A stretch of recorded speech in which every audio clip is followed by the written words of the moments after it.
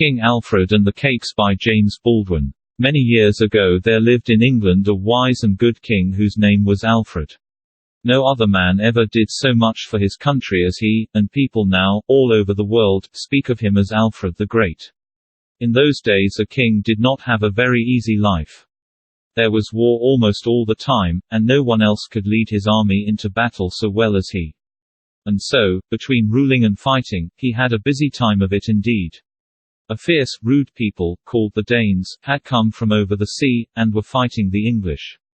There were so many of them, and they were so bold and strong, that for a long time they gained every battle. If they kept on, they would soon be the masters of the whole country. At last, after a great battle, the English army was broken up and scattered. Every man had to save himself in the best way he could. King Alfred fled alone, in great haste, through the woods and swamps. Late in the day the king came to the hut of a woodcutter.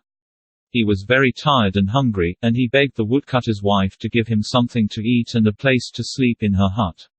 The woman was baking some cakes upon the hearth, and she looked with pity upon the poor, ragged fellow who seemed so hungry. She had no thought that he was the king. "Yes," she said, "I will give you some supper if you will watch these cakes. I want to go out and milk the cow, and you must see that they do not burn while I am gone." King Alfred was very willing to watch the cakes, but he had far greater things to think about.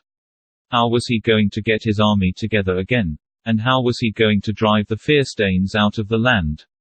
He forgot his hunger, he forgot the cakes, he forgot that he was in the woodcutter's hut. His mind was busy making plans for tomorrow.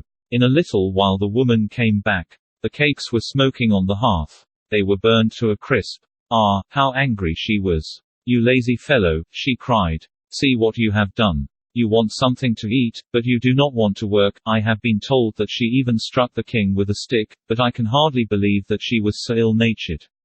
The king must have laughed to himself at the thought of being scolded in this way, and he was so hungry that he did not mind the woman's angry words half so much as the loss of the cakes.